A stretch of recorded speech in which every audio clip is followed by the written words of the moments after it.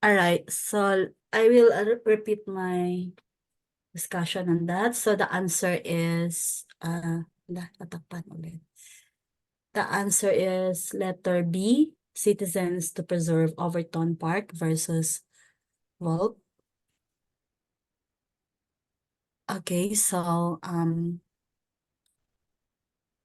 then we can, I already, I think I gave the answer, but of course, this is a landmark case in 1971 by the Supreme Court, which is a significant ruling that subjected government agency decisions to judicial review. And so the case is about the proposed highway construction through a public park in Memphis, Tennessee. So the court ruled that the Secretary of Transportation's decision to allow the highway construction did not follow the necessary procedural requirements, establishing a precedent for judicial review of administrative decisions.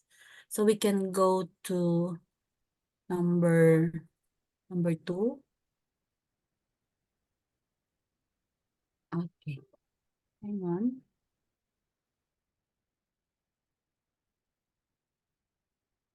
So we go to number two. Uh, which of the following is an urban design movement that seeks to address what its proponents see as shortcomings of the new urbanism movement? So answer is new pedestrianism. That actually this new pedestrianism movement was founded by Michael Arth in 1999 as a way of addressing what Arth views as shortcoming of new urbanism. Uh, he believes that new urbanism was a positive step in the right direction in urban planning, but it did not go far enough in regard to reducing reliance on automobiles. So, and that's why the answer is new pedestrianism. That's actually I was thinking about urban acupuncture, but yeah, I'm more familiar with new pedestrianism, and so I tried looking at the answer of AICP, and true enough, it's new pedestrianism. So number three is which of the following is not, so it's not a feature of new urbanism. You see, two is connected with three. So that's mostly the case in board exams. So answer is letter A, wide sunlit streets. So one of the main principles of new urbanism is that it seeks to reduce the importance and visibility of cars and other motor vehicles. So a concomitant principle is increasing the walkability of neighborhoods. To that end, it proposes that streets should be narrow and have lots of shade. This reduces car traffic and also reduces the speed of the remaining traffic. So lack of automobile traffic and lots of shade also encourage more walking. Okay, so yung wide sunlit streets, that's not a feature of new urbanism. We go to question 4. In 2000, Harvard professor Robert Putnam wrote Bowling Alone, The Collapse and Revival of American Community. It's a book about the erosion of civic engagement among Americans. In 2007, he followed it with academic paper arguing that trust among people living in the same neighborhoods was declining due to what? So answer is letter C, increasing racial diversity.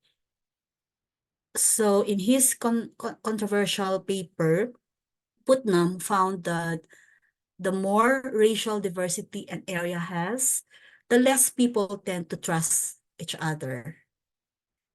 This was true not only of trust between people and different races, but also among people of the same race.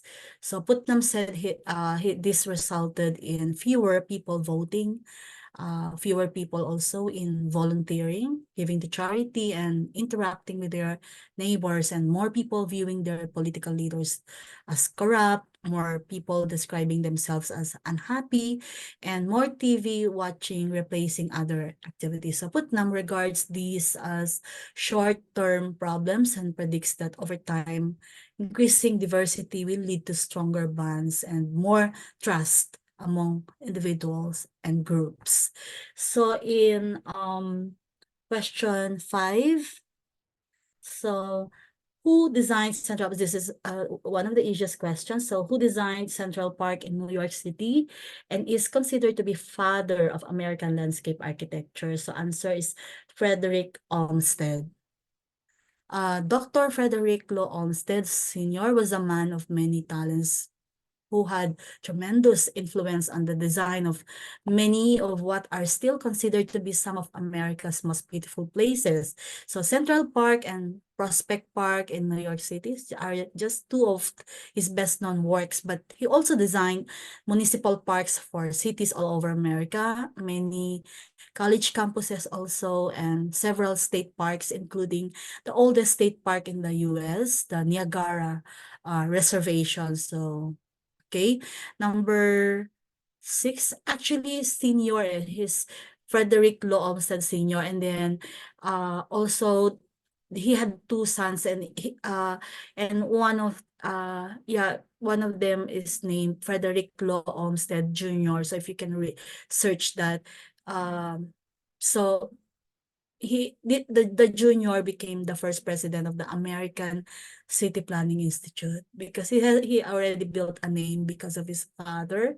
So number 6, um so questions, who wrote so this one is, who wrote Urbanism as a Way of Life? Diba? Louis Worth could be like, you may answer Jane Jacob because Kevin because they're more popular, and Louis Wirth, yeah, he was a Jewish immigrant from Germany who had a significant impact in the field of sociology as a leader of the Chicago School. So he published Urbanism as a Way of Life in 1938 in the American Journal of Sociology. So he argued that cities erode family, kinship, and neighborhood bonds, that they weaken particular cultures and religious and ethnic traditions. So, and that they lead to later and fewer marriages, fewer children, and less social interaction. He also said that these were outweighed by the positive or by the positives of city life, including freedom, commerce, science, and many more. And that city life was the highest form of civilization. So that's the thought, and that's the one that the legacy of Dr. Louis Wirth. So Jane Jacobs, he was known for her influential work, The Death and Life of Great American Cities. So everyone knows this. So Jacobs focused on urban planning and the importance of community in city environments. So she did not write Urbanism as a Way of Life. Kevin Lynch also, I had a very lengthy discussion on this. He was an urban planner and author known for the image of the city. Lynch work is significant in urban studies, but not related to urbanism as a way of life. Paulo Soleri was an architect and urban planner known for his concept of arcology. Arcology, it's a combination of two terms, arcology, architecture plus ecology. So he did not author this one. Um, so yeah, strategy, when answering questions about authors and their works, it helps to associate their names with their most notable contributions. So we cannot do anything about that. It's memory work. So, but you can get some hint probably pag sasabihin a Jewish urban planner. So you can choose among the surnames. Yeah, which one sounded Jewish? Parang ganon. So kapag British German or Spanish, you can get it from there. So titignan nyo yon so that at least you have a chance of getting the correct answer or when making intelligent guesses. So you can do that. Uh, okay, we go to question 7.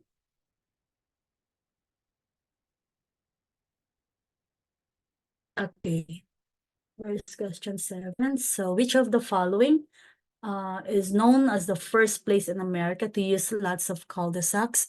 This is very interesting. So that, well, you need to remember, diba? So, answer is Radburn, New Jersey. So founded in 1929. So it was one of the earliest planned communities in the US. So Radbar, New Jersey, okay? It was patterned after the Garden City's design that was popular in the UK at that time, and incorporated the idea of the neighborhood unit. So we're here again about neighborhood unit. Much of the focus was on dealing with the rapidly rising number of automobiles and on the street, and the cul-de-sac was used widely because of its ability to reduce the number and speed of cars. And also, yeah, Leviton, New York, is significant in American suburban history for its role in mass production of housing post-World War II. However, it used a traditional grid pattern with long straight streets, not cul-de-sacs. Okay. For Reston, Virginia, it's known for its pioneering approach to mixed-use development and community planning. So it emphasized open space and mixed-use housing type. So just remember, Reston, Virginia is about mixed-use.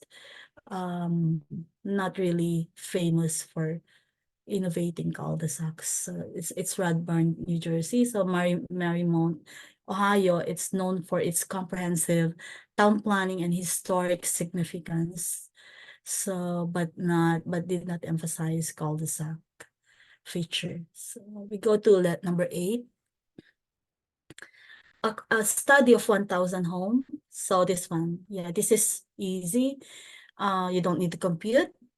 So a study of 1,000 home sales shows that the median price of a home in the city is $90,000. So the majority of prices are between $80,000 and $100,000. So nearly all the rest are priced between either 30,000 and 60,000 or 120,000 and 300,000. However, one sold for 1,500 and another sold for 3 million. So both these values can be excluded from the sample because they are outliers. They are letter B. So these two prices lie so far outside the other prices within the study that they constitute probably anomalies which can be disregarded for planning or other purposes. So the main reason for excluding them is that including such glaring and obvious exceptions could badly skew the results. So while the scenario is simplified for the purposes of this exam, so also every statistical sample will include outliers. So yung napakalayo. Number 9, by the way, binary, okay? Binary variables, these represent data with two possible outcomes. So binary, so doon kayo kukuha ng hint when looking at that and trying to match the prospective answer. So, because it's about two possible outcomes, so such as yes, no, or true, false, ganon. They are not relevant in the context of home prices. So outliers, again, so these are data points significantly different from other observations. So violations of the chi-square, those who have done researches in the past, so this term refers to inappropriate application of the chi-square test assumptions which are not relevant here. So nakalagay violation. So you don't need to look at that.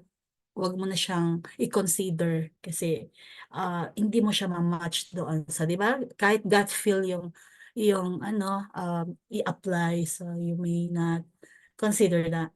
Control variables. So, binary yung isa. This one is control variables. And these are variables that are held constant to prevent them from influencing the results. So, they're not relevant in the context of excluding extreme house or home prices. So, question 9. Which of the following is not one of the 4 essential questions involved in community planning? So, answer there is, what are the values of this community? So, community planning can always be reduced to 4 essential questions. So, what is the current status of the community? So, okay, ito yun, ha? What is the current status of the community? So, when you're doing community planning.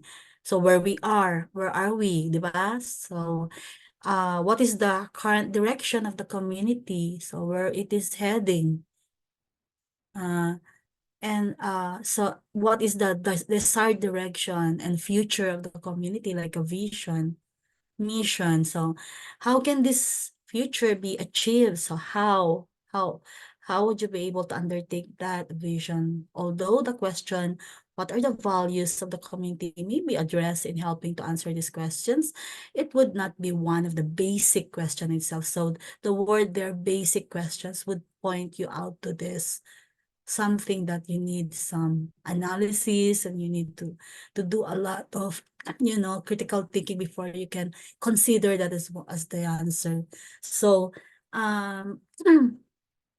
we can go to question 10. In which of the following situations would the snowball sampling method be the best? So, di ba yung snowball, naalala ninyo yung snowball sampling? So if you look at that, measuring the popularity of tax abasements in the community, so this is best suited for a random sample or a structured survey. Could be medyo this is challenging. And so the answer is letter B, determining how many housing units are needed by the homeless. Why? Because snowball sampling is effective for reaching hard to find or hidden populations, such as the homeless. So it relies on referrals from initial subjects to identify additional subjects, making it useful in situations where the population is not easily accessible. So finding out how popular taxabay ano na doon. So well, using the snowball method, is a man looking to measure the homeless population would start by interviewing the known homeless, who could then lead him to more homeless people, di ba? So you get who would have overlooked otherwise, who could lead him to even more homeless people. So that's the snowball. So okay. Do you do that also, di ba? Magnanakaw, para makahanap ka pa ng madaming magnanakaw, you look for someone magnanakaw, and then it will lead you to more magnanakaw. So things, a principle like that.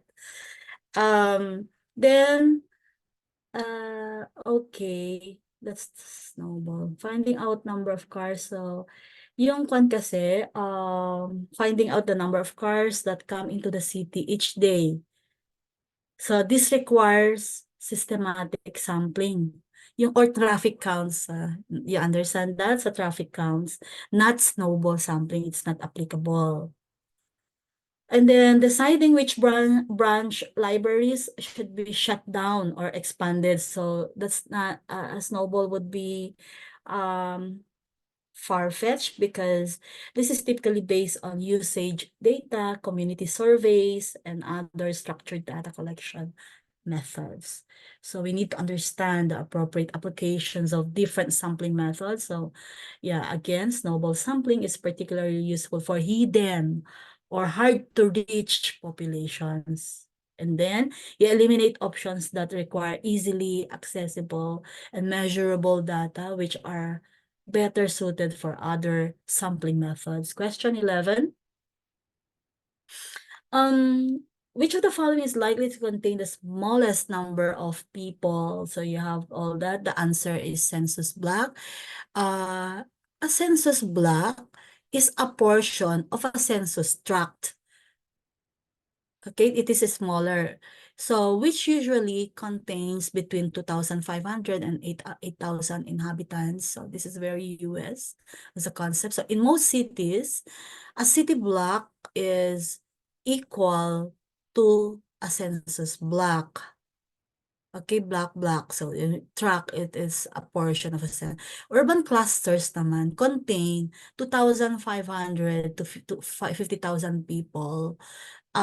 So metropolitan statistical areas are very large. So the New York City, well, MSA, home to nearly 20 million people. So, yeah, it is the smallest geographic unit, census block. So, because this is a terminology kasi by the US Census Bureau, often corresponding to a city block. So, okay, baka tanungin din ano yung equivalent niya, no? Like, uh, census block, city block in some areas. So, it contains the smallest population compared to other units. That metropolitan is large, census naman is census tract kasi is, yeah, I mentioned designed to capture neighborhoods or small areas with populations typically between 1,200 8,000 people. So urban cluster naman is it's densely settled territory with population between 25 and 50,000, larger. It's larger than a census block, or tract, even tract. It's urban cluster is larger. So we need to learn the hierarchy, Pilipinas man siya or US. So we learn the hierarchy and definitions of geographic units used in census data. So this is very important as an advice or as a tip for tonight. And you need to recognize then the census block is the smallest unit. So question 12. Question 12 is, what are the main causes of air pollution in towns and cities? Uh, yeah, it's cars, diba? C. Yeah, they are easily the biggest source of pollution in most urban areas. So, while many people have the idea that it's smokestacks from the factories and other, 'di ba? Yun yung bigla ninyong maisip, 'di ba? And other industrial plants that are the main source of pollution. This is not the case, okay? That they may be more obvious, but the sheer multitude of automobiles is large. Dami that it dwarfs the pollution caused by factories. So it's not about the individual car in the individual factory, but because it says cars, okay? So aerosol cans also pollute for less than cars. Power plants also that burn fossil fuels contribute heavily to pollution, but in most areas, they don't pollute as much as cars. Siguro walang nakakuha sa inyo dito. Parang ganun. So, gagamitin natin ito ng strategy, okay? Dapat wise tayong mag-answer. And so that's the strength of AICP, which was adopted by the in the Philippines exam setting. So or yeah, PRC actually. Then 13, what large American city is commonly believed to have no zoning laws? And siyempre hindi natin alam ito, 'di ba? So yeah, but if you are in the US, even people who know nothing about urban planning may have heard that Houston doesn't have zoning. So while this may be technically true, because if you look at the website of Houston, probably it will say there is yeah. Actually, wait, yeah, I remember. Yeah, if you look at the website tonight after this discussion, you look at the city of Houston, I think it says there's no zoning. So I'm not sure. Pero kung baka lang, but it's the answer. So as anyone who has been sorry? Ma'am, good evening po. Si Menandro po ito. Yes, Yes, ma'am, nasa website po ng Planning and Development ng Houston. Wala pong zoning. wala silang zoning ano. Nakuha mo ba 'yon? Yes, ma'am. Okay. So, yun pala yun ano. So, I've heard about that. Pinag-uusapan yan.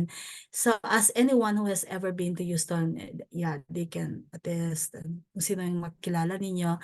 And the city doesn't look much different than other large American cities. So, Houston may not have zoning, but it has plenty of land use regulations and other rules which have similar effects as zoning. So the distinction is minor. So probably they don't call it zoning, Menandro, no? They don't call that. They call it other way. Opo, Yeah. ma'am. Puro ordinance po sila na control. So they did not use that. So they did not use the ano to, Euclid. Opo. Euclidean. Oo, Okay. ma'am. It's good to discuss also. Thank you, Menandro, for confirming that tonight. So, number 40, by the way, Los Angeles syempre meron yung mga iba, no? Lalo na yung Chicago, di ba? So, they have well-defined zoning laws because it was in Chicago where all these famous urban planners, mga ano natin, mga foundational, yung mga fathers of ganyan sa Chicago, lahat sila nagsimula, di ba? Lalo LA also. Yeah, the rest, they have established zoning laws to regulate urban growth and land use. So we go to question, sana tayo? 14 na? 14? Is it? So 14 14 is... na po. Okay. Which of the following would not be found in a primary plan for a new subdivision proposal? Proposal. Okay. 'Di ba? Total area after all development of the subdivision is complete. Paano mo yan sasabihin na complete? It's a proposal nga, di ba? So, typically, a preliminary plat will include such information as the proposed name of the development, name of developer, then what kinds of utilities will be used. Basta common sense naman ito that, and then you can also see some information on the total proposed acreage or hectareage for the fully phased-in development, layouts of streets and roads, locations of current features such as railroad tracks, ponds, and streams, and proposed features such as parks, ponds, topographic contour lines, to name a few, but it doesn't include yeah, this one. But I have doubts about this one. Yeah, some answered environmental impact statement. So pag-isipan ko itong 14, I'll go back later. Okay? I'll go back because it's something, yeah, dalawa ang answer for me. So I'll go to 15 first because types and placements of utilities, of course, it's about that's crucial for planning and subdivision. Then yung ano naman, yung layout of streets that's also a fundamental element of subdivision plan. But an EIS is often required to assess the potential environmental effects of the proposed development, and also its critical component of the planning process. But it's something like, if which of the following would not be a primary plan for a new subdivision proposal? So it's insufficient yung question, because if you study or if you prepare a plan. It's also very generic, primary plan for a new subdivision proposal. As subdivisions are needing also EIS.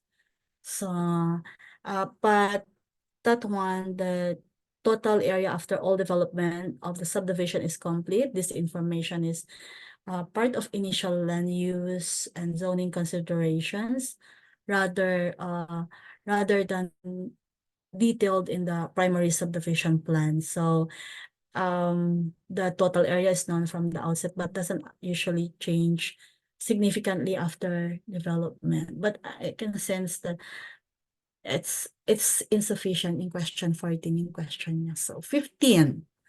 Homework ko yan. So cadastral maps, question 15, what kind of map would most likely be used as a tax map? Of course, cadastral siya, di ba? Because, yeah, it shows the geographic boundaries of different sections of land, such as land parcels and subdivisions. So orthophoto maps are made from aerial photos, and are less exact. So, topographic maps naman are used to show height, depth, diba? Topographic maps and steepness. So, land classification maps are broad in scope. So, showing which parts of an area are developed and how, and which areas are undeveloped. So, answer is cadastral. We go to 16. A zero-based budget is what kind of budget? Diba? It's a one-line or something that, alam mo ba kaagad yon yung answer? So, but zero-based budgeting is a performance budget. Performance budget. So, it begins at zero. Okay? Without any reference to what has been spent in the past. So, wala siyang, ano na yan, yung beginning balance or something. So, then all expenditures must be justified. So this is in contrast to the traditional form of government budgeting in which the amount spent in the previous year is used as a baseline and only proposed increases but must be justified. Okay, so that's performance. And traditional allocates traditional there, letter A is correct answer. Okay. So it allocates funds based on historical spending patterns. So line item is list individual expenses. Di ba yung line item, no? Without necessarily linking them to specific programs or activities. But also the work program or work program. Yeah, if you answer work program, well, budgets are built around what is needed for the upcoming period, regardless of previous budgets. So, yeah, but AICP answered performance budget. So, question 16. Jen, paki-correct na lang, Jen. 16. It should be performance. We go to 17. 17. Tax increment. Which method of, yun ang answer ko. Which method of public financing for real estate development is based on the idea that it will lead to much higher levels of tax revenue in the future? Diba? So, a tax increment financing is a form of tax incentive, diba? Used to incentivize development in dilapidated or blighted areas. So when development comes to such an area, the property values tend to increase there and also in surrounding areas, leading to an increase in future tax revenues. Okay, tax increment financing. Number, kasi yung letter B, historic naman is, these are incentives to preserving and rehabilitating historic buildings. Okay? So it gives you idea paano siya. And then yung home investment naman, partnership programs. Yeah, these programs provide federal funds to states and facilitates to the state and localities, by the way, so states and localities to create affordable housing, but do not specifically focus on increasing future because it's about future uh increasing future tax revenues. Then yung low income housing tax credits, so low income housing tax credits, yeah, these credits incentivize private investment in affordable housing. So at least you can have idea also, housing siya, but do not directly aim to increase future tax revenues. I think so, especially for well-made questions, ano, yung mga intelligent questions na ganito na, which when you compare it to actual practice, so it becomes different, you know, like, this one you need to just be strong. Dapat, ano to, mentally strong ka dito, no? Yung parang ginagamitan mo sila ng critical thinking skills. But in practice, so you can take time, di ba? Dito kasi ganun, kagad, ano siya, yung, you need to answer quickly. Pero sa practice naman, di ba, you are given the opportunity to think about the answer. Eh, dito naman, kailangan mag-answer ka na. So, these are two different, opportunities to become environmental planner. So, number 18, who wrote the Geography of Nowhere? This is easy actually. It's a very famous book, the Geography of Nowhere, and views American suburban sprawl as a symptom of a kind of national and cultural insanity that cannot long continue. So that's how heavy the book is. So yeah, question 18 is James Howard Kanzler. He believes that the world's oil reserves, let me tell you, he believes that the world's oil reserves will soon be completely depleted. So that's Kanzler. And that mankind's refusal to deal with this putative end of the precious resource is a form of cultural insanity. So he wrote the Geography of Nowhere in 1993, before he became convinced that oil was about to be depleted.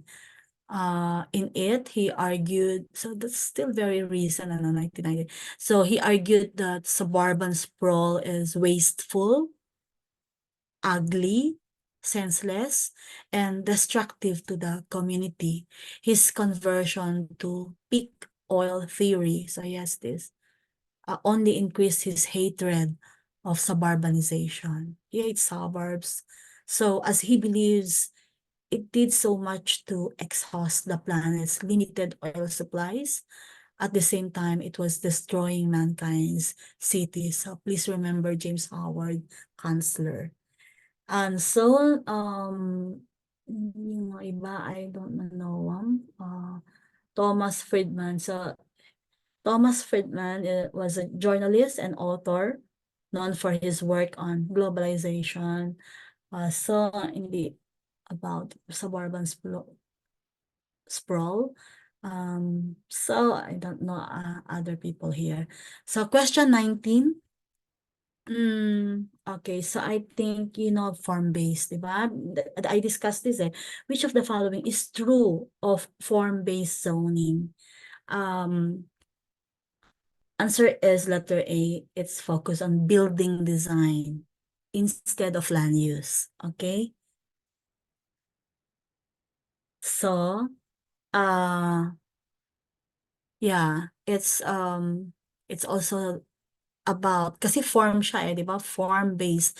It's also about, aside from the design, it's also concerned about appearance and then the size and placement of buildings in the zone as opposed to what the buildings are actually used for.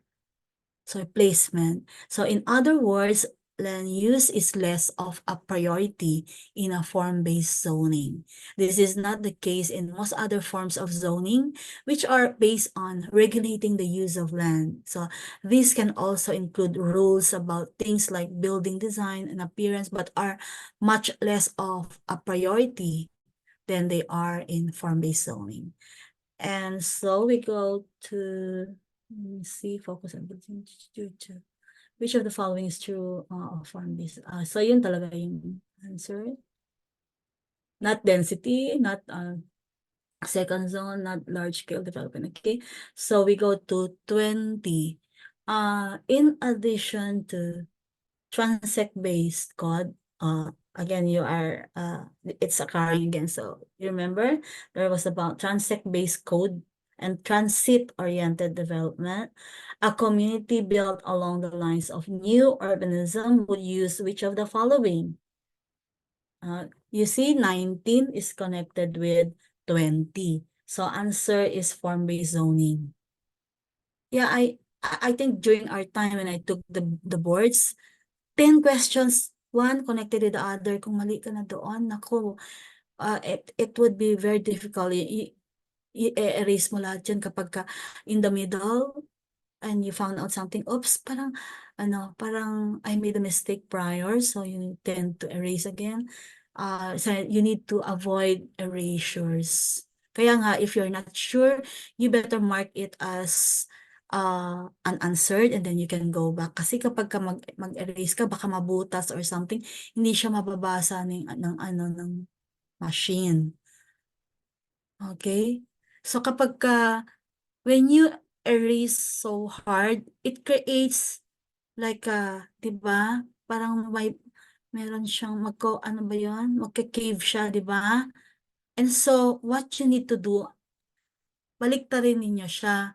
And then, itap nyo ng ganun para bumalik yung kanya, yung paper niya. Kasi baka madiin kayo and then mag-ano kayo, nag-erase na kayo and then you change your answer. Baka mas makakarry niya, makakapture ng machine yung nag-cave. So, baliktarin mo siya. Pero wag naman na sa nail, no? You need to sa hands lang, i-level nyo lang ng gano'n. I-tap nyo lang ng gano'n so that it goes back. Okay? But not too much na 1 minute nyo nang ginaganon, just saving that answer or that item. Okay? So, wag lang basta be careful of the answer key. That's why ginagawa na natin ito to make sure you value your answer key. Di baling magutom kayo, wag lang mabasa or madumihan or something. Okay? So, yeah, next time na lang yung mga mga stories ko. But I have stories about like that, about answer key. I answer sheet. Okay. So, we go to, did I answer already? Hindi ko pala nasagot ito, no? 20, nasagot ko na ba? So, one of the main features of new urbanism is that workplaces, schools, homes, recreational areas, and the like are all within walking distance. So that's for neighborhood residents. So none of the other three answers would allow for that. In fact, exclusive zoning seeks the exact opposite goal of zones dedicated to exclusively residential, commercial, or industrial use. So with form-based zoning, a house, doctor's office, and small business could all be very close to each other. And they would share design and appearance features. So that's number 20. So form-based zoning. 21, which word or phrase best sums up what is known as the dark side of planning? Answer is, yeah, real. Not real politic, but real politic. Okay.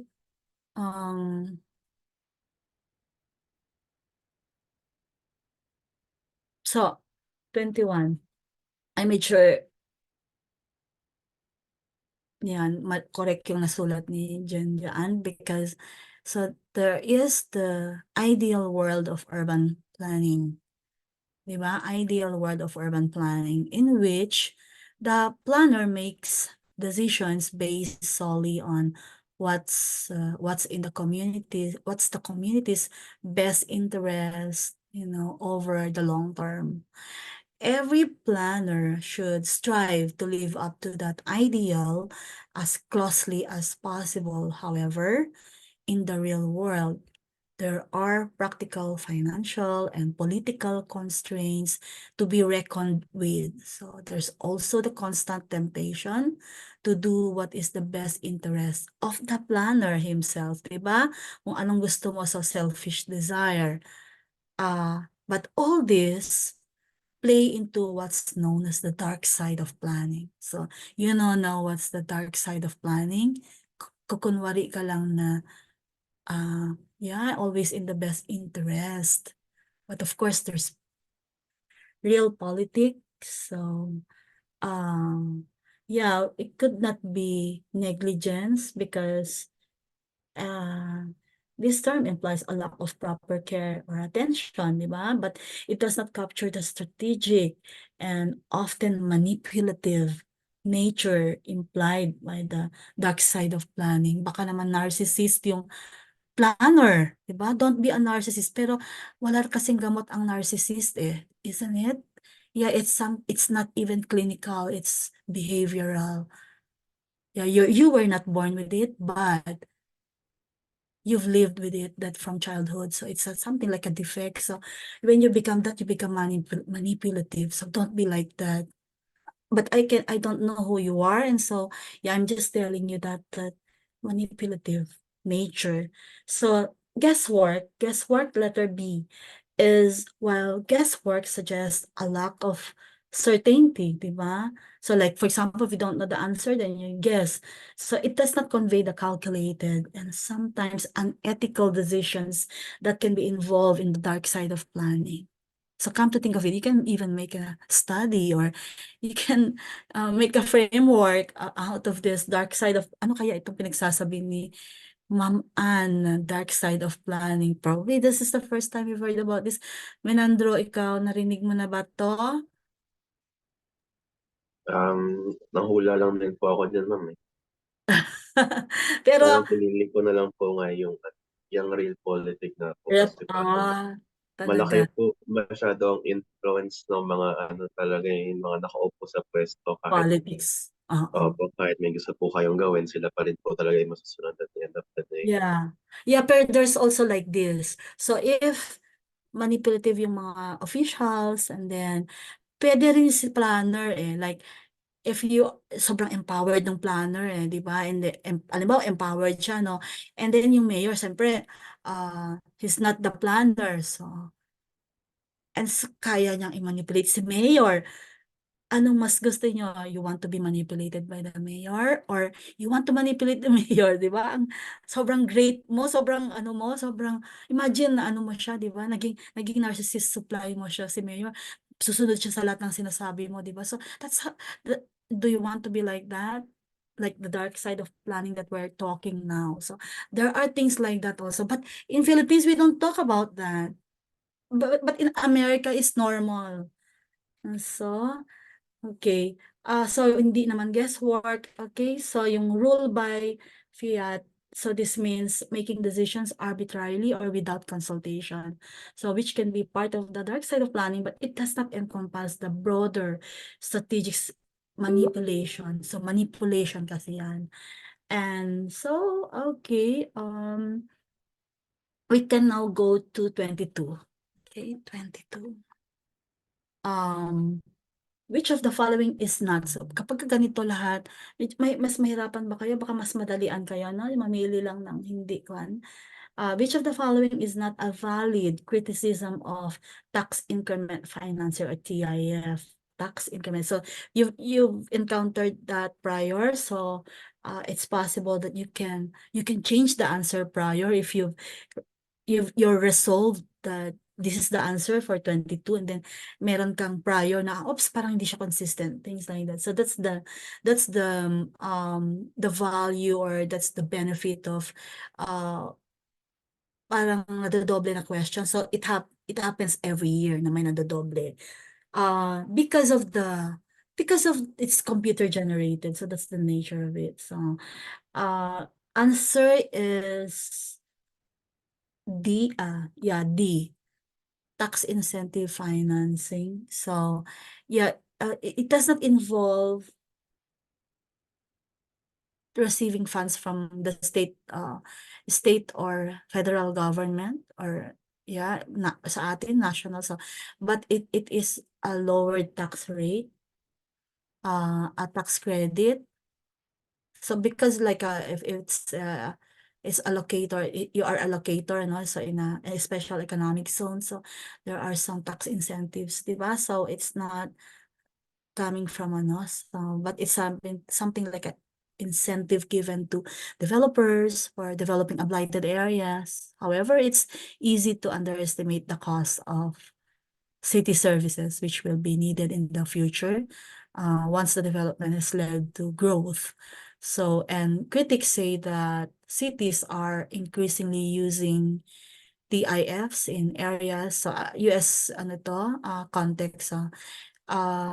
So increasingly using TIFs in areas that do not qualify as blighted by any standard or measurement. So another valid criticism is that TIFs can lead to favoritism, kickbacks, and other forms of corruption, di ba? So like a bulong system or something. I'm not sure how the US do it, but lalo na sa Pilipinas, di ba? You know very well, right? Reclamation and all this, protected areas, and so kickbacks are, a normal thing. Yeah, and then even the pogo. So come to think of it, so if your mayor was Alice Guo, okay, what would you think about that? So you're the MPDC. So I know who manipulated who. So I'm not sure. Not sure yet. So it's ongoing pa yung mga Senate hearings natin anyways. It's not still related, di ba? So 23. So that's the answer is, wait lang. The letter D, so yung they underestimate cost of future expenses required as a result of the new development. So this is a valid criticism. This is not a valid, but it's confusing. It's confusing eh. They underestimate cost. Yung sabi niya, so what you're looking for is not a valid criticism. So all those that, so ang unang mga hanapin ay i-group mo yung mga valid criticism. So what you think about TIFs, and then that's one of them is not a valid criticism. So sinasabi niya dito yung they underestimate cost of future expenses required as a result of the new development. So it's underestimating is it's something that, okay, you incentivize everyone, locators, developers, but you're not sure of that the new development, how it will impact the community more, or parang mas it will outweigh, baka malay mo in the future it will outweigh what these people have contributed, so as a for the urban growth. So it is a valid criticism, but yeah, as TIFs often focus on immediate gains, yun lang yung nakikita. So it's focused on immediate gains without fully accounting for long-term infrastructure and service costs. And then also letter B is they are increasingly being used in areas that aren't actually blighted. Kasi this is for blighted areas. So what they do, so this is also a valid criticism, as the misuse of the IFs can divert funds from truly needed areas to more affluent ones. So undermining the purpose of the program. So this is in the US. And so they can lead to favoritism. It's again, it's valid. Favoritism and corruption are potential risks with TIFs, as the allocation of funds can be influenced by political and private interests. So they lead to increasing sagot, they lead to increasing dependency on state and federal funds, because it's designed, TIFs are designed to be funded by the incremental increase in property tax revenues generated by the development, not by state or federal funds. So therefore, this criticism is not valid, because it is already given that, yeah, it's out of the incremental increase in property tax revenues generated by, or yeah, it's from the development. So we go to question 23. Smithville is in the middle of an economic boom, thanks to the discovery of large reserves of oil shale in the area, which is now being pumped on hundreds of properties in the community. One local firm that specializes in cleaning oil field equipment has grown from 1 employee to 50 in the last few years, with plans to hire more in the very near future, according to economic-based analysis. So economic-based analysis, okay? You should remember all these terminologies here. How would this firm's activities be classified? So kailangan maintindihan mo yung the question, isn't it? That yeah, economic-based theory, which was put forth by Robert Murray Hague in 1928, local economic activity can be divided into two sets, di ba? I mentioned this about the basic and non-basic, but it's not to be taken literally, because it has its other, slightly yung nuance ng basic and non-basic. So yeah, may slight difference ito sa totoo, yung normal terminology or normal definition. So basic economic activities are those that sell most of what they produce outside of the community. So that makes it export based, di ba? Yun ang basics, which is when you take it like literally, you may not think about being an export based community or economy, I should say. So they bring money into the community and form the base of the local economy. So that's basic. So, but non-basic businesses, commonly referred to as service industries, support these basic businesses. So it's something like how should I call that, like the trickling effect or the trickle down effect of the basic, yung mga export. It affects the non-basic economy because it supports it.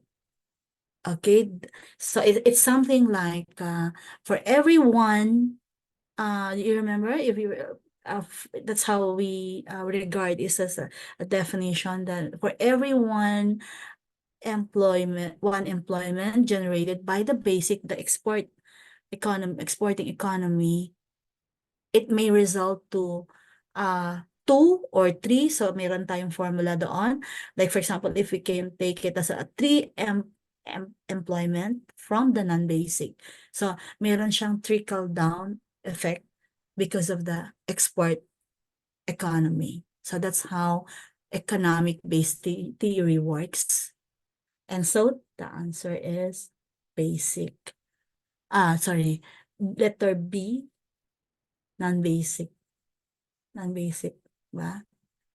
So, 23B. Okay ba yan? One local firm special. So, okay. We go to 24. Hirap ba? So, which of the following is a valid criticism of economic-based analysis? So it's again, it's the continuation, like connected siya, so it's related. Which of the following is a valid criticism of economic-based analysis? So you should know ano ba yan? You should know the definition of economic-based analysis. So economic-based theory, okay, came about in 1928, so I mentioned by Robert Murray, di ba? So when the American economy was largely made of only two sectors, farming and manufacturing. So that's in 1928, farming and manufacturing. So the economy has gone through enormous changes since then, with categories which no one in 1928 could have even envisioned now comprising a large percentage of economic activity. So answer is A. Okay, A. So it is outdated. Okay, so I'll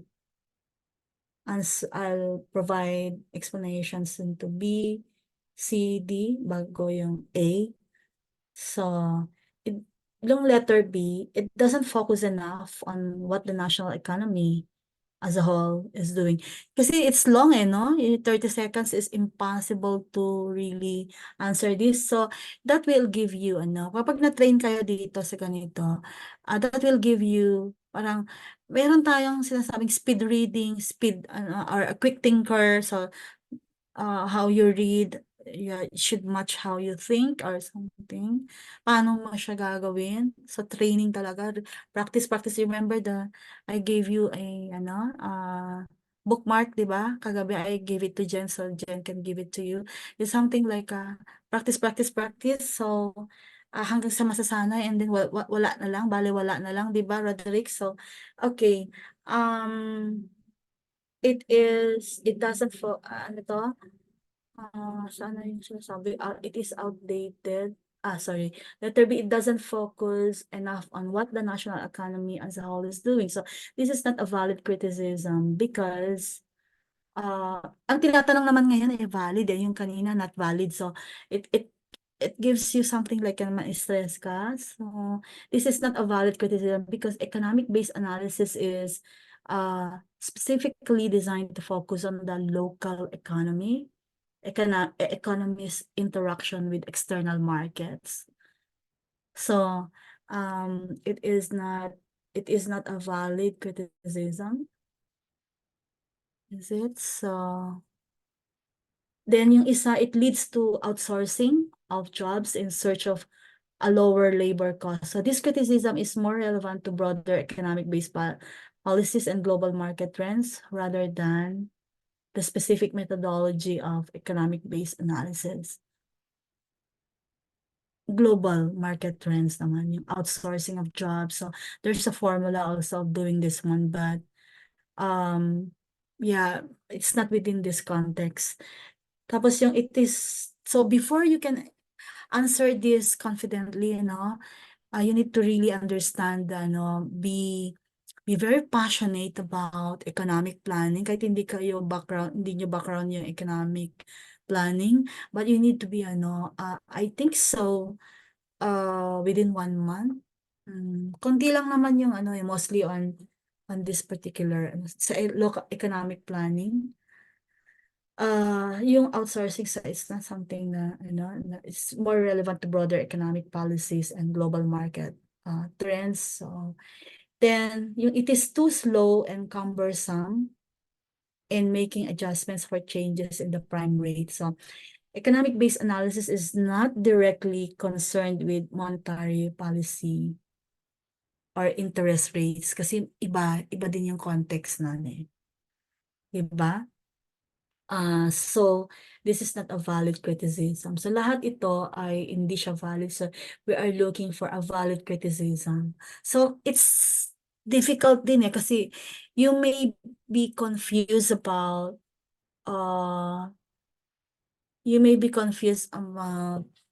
the definition and then yung context And then kapag ka-criticism na, baka mapagkamalan mo siya na definition eh. So, that's why I think during my discussions, I define and then I give examples.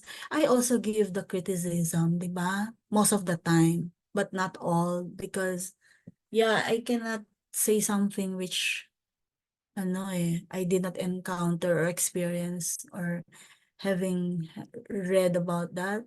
So, yun, it's not ang tinatanong ng question 24.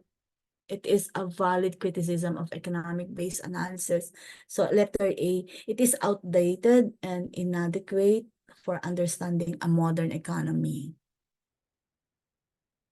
Because economic-based analysis was developed in the early 20th century. So 19, okay, and may not fully capture the complexities of a modern globalized economy with interconnected sectors and advanced technology. So, isa lang yung kanyang when you are computing, di ba?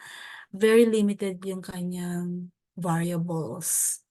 And so that could be that's the answer. It is outdated and inadequate for understanding modern. So other complex variables and concepts already not in the formula because it's just computing about how this basic, non-basic works and how they are interrelated with each other and how it affects each other. Di ba? So other complexities like technology and all these things and the network, etc., were not already included then. So hence its answer is letter A. So 25. Which of the following is not, again, generally considered in a Lulu? 25? Yeah, do you know what a Lulu is? Locally unwanted land use. Locally unwanted land use. So Lulu stands for a locally unwanted land use. So in other words, Lulu is something that's necessary for the community, but virtually no one wants to have situated near them. So this can be because they are considered eyesores. 'Di ba? Unwanted nga, 'di ba? So there are eyesores and or dangerous and or unpleasant in other ways. So prisons, landfills, and recycling centers all fall into these categories. Well, there's occasional opposition to big box, well, American kwan naman ito. But yeah, it's what yeah, there are almost ways of or there are almost always other neighborhoods which would gladly accept having a big box store in near them, or that the big box store that takes them out of the categories of Lulus, which virtually nobody in the community wants to live near, no matter how sorry they are.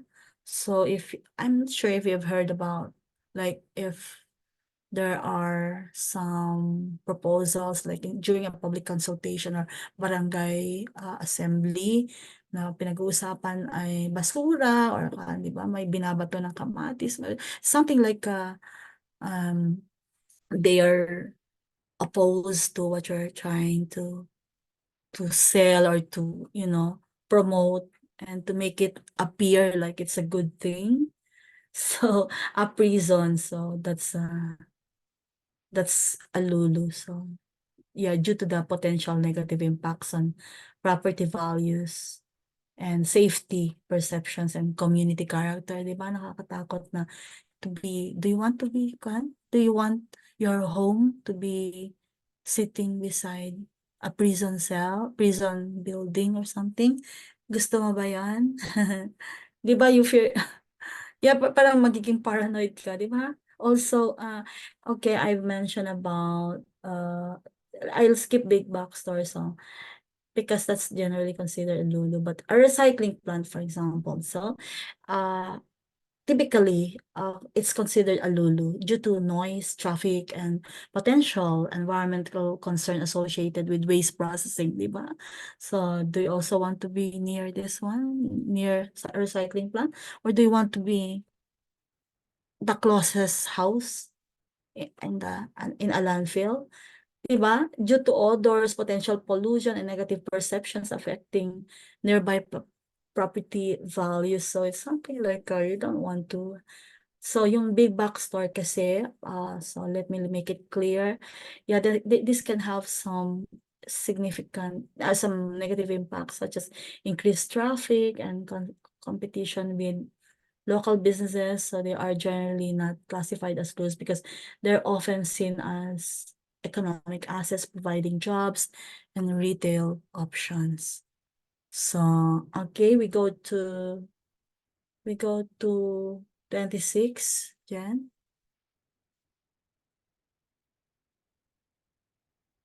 Ang hirap pala ng 30 questions, Jen. Baka, hmm. So over the last couple of decades, the federal government has been raising large public housing projects in American cities and dispersing the residents across the municipal area. So this was done because large housing projects with thousands of residents tended to have very high levels of crime. And this was thought to be a result of concentrating so much poverty in one small area. Diba? Parang 30 seconds na yung pagbabasa pa lang. So it was predicted that using Section 8 vouchers and other programs to spread the former residents across a much larger area with lower overall crime rates. So what effect that this change actually had on municipal crime rates? So A, okay. There were many predictions from both liberals, so you don't know. If you're not reading about US politics, so probably could be this one is something difficult. So, meron tayong mga liberals, conservatives, di ba? They call themselves like that. That dispersing the poor population across a city would dramatically lower crime rates. So, some conservatives disagree. They saying that crime wouldn't decrease, but would only spread across the city. So, yeah, Rosin, okay, based her article, say Rosin, based her article on the work of criminologist Richard something Richard and so however after the article resulted in considerable controversy, okay, yeah, I think so, yeah, we don't know some issues about like this, but because we need to answer. So pwede rin na baka lang meron Philippine equivalent about this because this is a AICP question. So if you try to look at this one, letter A, so the answer is letter A. There's not enough evidence that it has or hasn't resulted in lower crime rates. So if I try to read letter B, in most cities, it has resulted in measurably low crime rates. So we don't really, we cannot answer this except for intelligent guess siguro. No? So again, evidence does not consistently support this claim. Some areas may experience increased crime rate due to other factors, but this is not a general rule. And then yung last naman, it has resulted in lower crime rates in every city where it has been tried.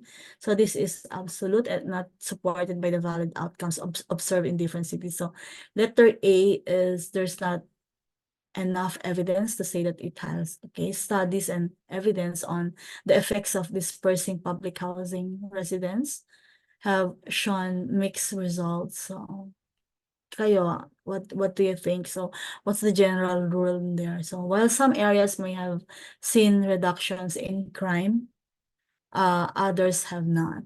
And it is challenging to isolate the impact of dispersal from other variables affecting crime rates. So do you see some connection here about crime rates with this dispersing, di ba? Wala eh. So parang it's isolated case. So yeah, but the storyline or the narratives here is about very political, that yeah, it's just an assumption that dispersing the poor population across a city. Kasi there, lalo na, di ba, we have this movement na Black Lives Matter, no? Sa America, sa US. So Black Lives Matter, BLM as they say. So, they're very scared about, when, lalo na, prior, before they had black, the African American president, di ba? Before that, they really don't want to be, you know, uh, to be neighbors with blacks, mga ganon. So may mga ganon. So meron yung, there's this, something about the whites that they really are not uh confident or something. So meron tayong racial discrimination in terms of that. But this one, the poor population, this is about poor population across a city that would, uh, if dispersed, so that's an assumption, would dramatically lower crime rates. So some say this one, so some say this one. Okay, that meron yung negative doon that it would not decrease, but would only spread across the city. So it might be the unintended, assumption that would happen. So anyway, napag-usapan lang naman. So 27, Jen. The answer is letter A there. 27 is ah, di ba? It's for sure nakuha niyo to because it's in which of the following scenarios would the coming of the nuisance doctrine apply? Di ba, you know what's nuisance, or coming to the nuisance? So it's something like a phrase, not just the nuisance alone as a terminology, but it's a phrase. So 27 is, well, the coming to the nuisance doctrine holds that a party, okay, I'll repeat that again, a party who moves or builds next to an existing nuisance has no right to complain about the nuisance because the nuisance was there first. And so the party voluntarily came to the nuisance. Lumapit ka di ba? And the nuisance did not come to them. So all of the other scenarios involve a serious nuisance, but none of them involve this one. Okay, the selections there, but none of them involve a party complaining after coming to the nuisance. So if you change the circumstance, isn't it you increase the nuisance, you increase the effects or something that you've done something there. So that's the case where the coming to the nuisance would not apply. So yeah, lahat yan yung yung letter. So letter B is the answer. So yung strip club, 'di ba, is proposed within 2,500 feet of school. So this okay. Coming to the news. Strip club. This scenario involves land use compatibility and zoning issues. So, but not necessarily the coming to the nuisance doctrine. So wala siyang nilagay sa sentence, 'di ba, na may involve na ibang party. So it's not the answer. So letter yung isa naman is residents of a new development on the edge of town complain about odors from a nearby farm. So yun yung correct answer. So this is a classic example of coming to the nuisance, where the new residents are aware of the farm's existence and its associated odors before moving in. So I think meron din tayong problem sa ganyan, di ba?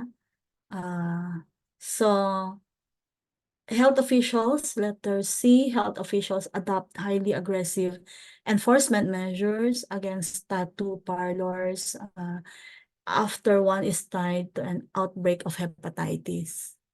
So this scenario relates to public health enforcement, not coming to the nuisance. So there's no scenario there that says it's coming to the nuisance.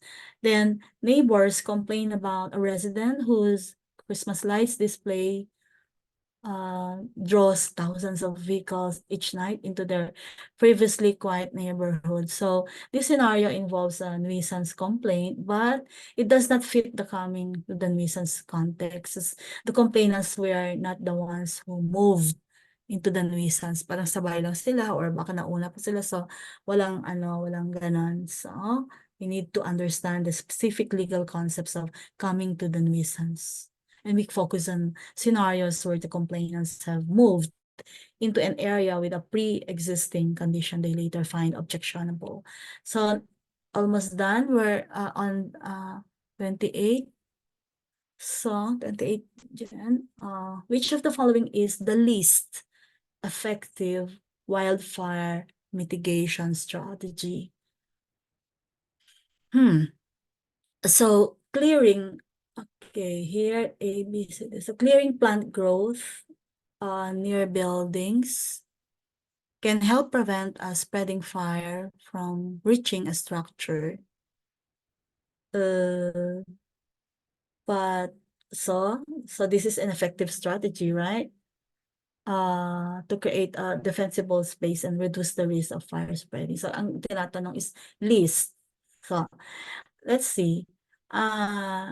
Because letter 28, letter B is the answer, so I'll skip muna. And then letter C is using fire-resistant building materials, is because this can significantly reduce the vulnerability of structures to wildfires because fire-resistant.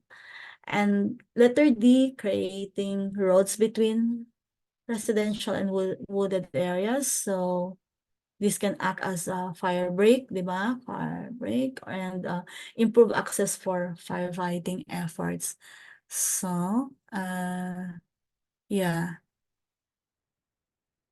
Letter B is restricting the leaf burning to daylight hours. So while it may reduce the risk of fires getting out of control at significantly mitigate the overall risk of wildfires. It is a limited and less effective measure compared to other strategies. So pag nakakita na kayo ng least effective na word or may list doon. So it means all could belong that but you eliminate first those that are more, di ba? Or more effective.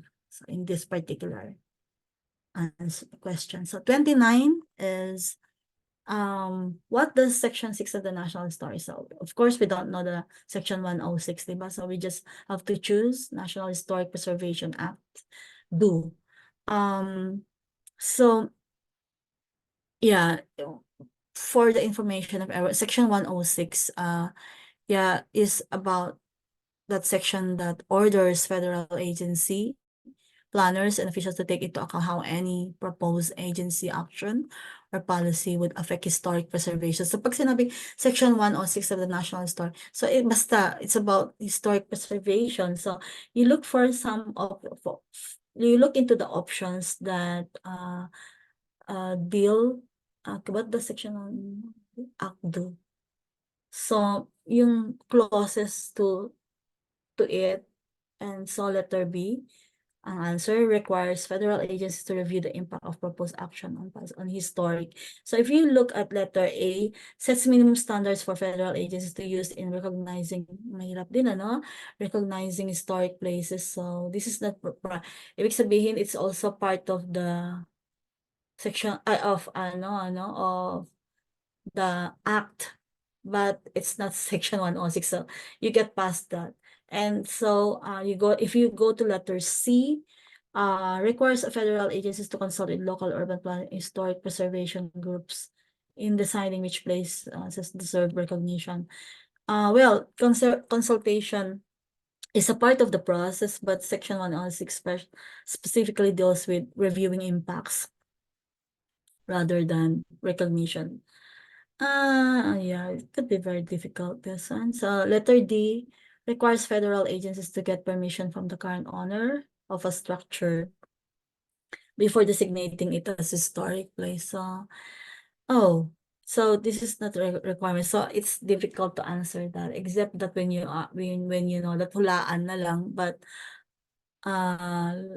letter question 29. So yeah, it's about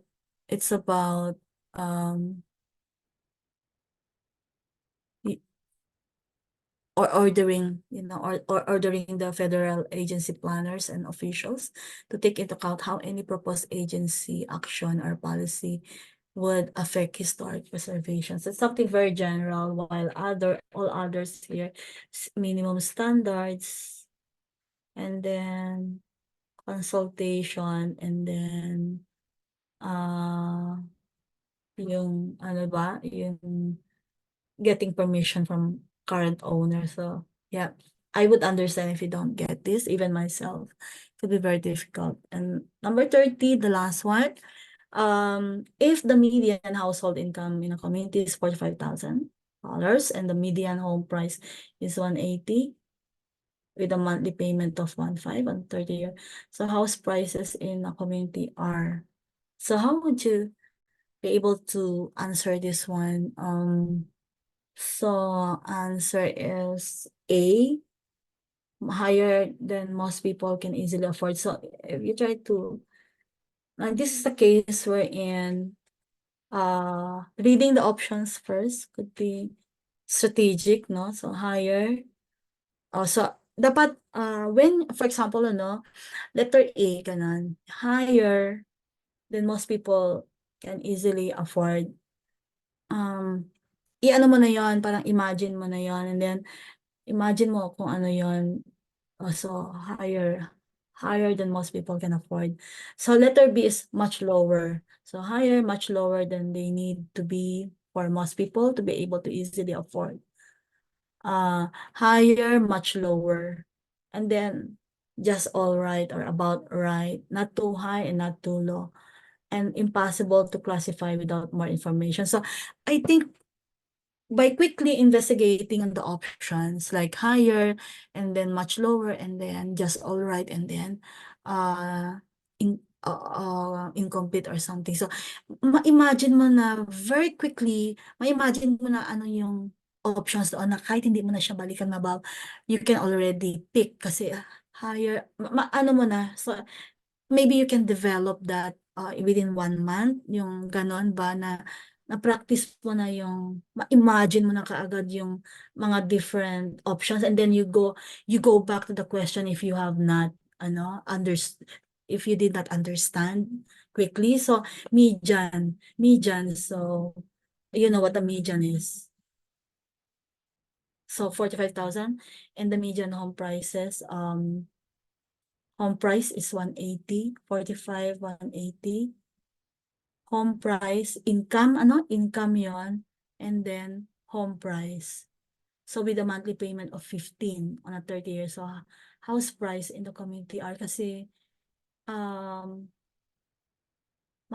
mo kaagad, can you already calculate that with an income of 45,000 and then 180,000 naman yung yung median home price. So parang kwan siya, no? Parang mataas masyado. So because 1.5 on a 30-year mortgage, house prices in the community are. So if you calculate that, a mortgage payment of 1.5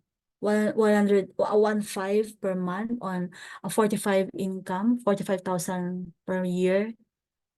Ay, sorry. 45 per year ba yun? Translates to 18,000 per year for housing. So, which is 40% of the household income.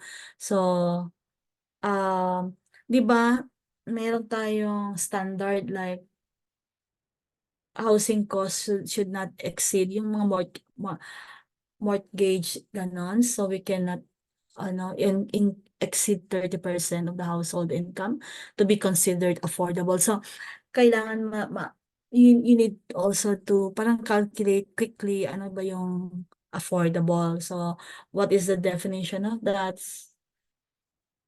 If over 30% ba yan, so it means that it's no longer affordable. And therefore, these homes are more expensive than what is generally considered affordable for this income level. So, yung much lower naman doon, letter B, is, yeah, based on the calculations itself, so, hindi siya lower than they need to be for most people to be able to easily afford. So about right naman, not too high and not too low. It's incorrect as the housing cost exceeds the recommended affordability threshold. Then yung impossible to classify, because we can classify because meron naman data na ito yung income, ito yung ito yung housing rate, 'di ba? Yung and then it has home price and then meron din monthly payment na na nakalagay sa calculation. So, what else should I need to explain here? Yeah, affordability is something that meron 30%, meron 40%, parang ganon, that you cannot above that. I think it's no longer a wise decision because you have gone past the threshold, diba, to make it affordable, and would be very difficult to budget for this one. Okay, so I think I'm okay to that. Jen? Jen, na ano mo na review, ano to? Na check mo na lahat? Because meron akong correction sana na isa doon. So anyway, uh, just tell me, don't tell the name. What's the highest score? 17. 16 plus 1 yung correction ng ano kanina, bali 17. 17. So kapag ka 1 kasi 0.70 times 30, di ba? So 21 dapat. So no one passed the exams. Pag ganun kabilisan, no? Pero for sure naman, kapag ka mas malaking oras, yan, yeah, probably makukuha mo naman lahat. So it's just a practice for us to wag tayong magkampante. 'Di ba? Maraming, like for example, even sa politics, 'di ba? Magkampante ka na manalo ka, it will not happen, 'di ba? So pag magkampante kayo na, and then you tell to yourself, I'm good, I'm the best, lahat ng mga inaansalan ko ay tama ako, lahat na perfect ko, then you are, paano yun? Overestimating yourself. Yeah, could be, yeah, it's good for gaining confidence, and so for you to not to be stressed and for you not to be nervous, but wag tayong magkampante, okay? Kasi sa speed pa lang, may pero half the percentage naman yun ang ine-expect, kasi normally 1 minute, and then kasi, pero yung kasi yung 1.2 to 1.6 minutes, madami kang gagawin doon eh. So you need to have a reserve energy, time, ganyan. So kailangan talaga kalahati ka agad, so that yung na-spend mo, yung na-save mo sa isang number, you can transfer it and you can put more time in that difficult question. So, ganun. So, it's not all about dahil hindi mo ito nabasa. So, it's not just about that. I'm testing your resilience and your, strategy. It's all about, not all, but it's mostly about strategies, yung pag-a-answer. Kasi I want you to develop something, a more special skill than memory work. Memory work, okay, paano kapag ginulo-gulo nila yung, ni-rephrase nila lahat yung mga options, pero same question. Paano kung binago nila, 'di ba? So you are putting some amount of risks when you memorize. You need to understand the concepts.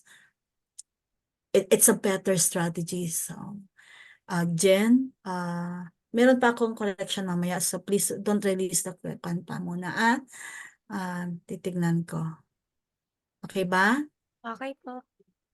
Okay, so photo documentation na.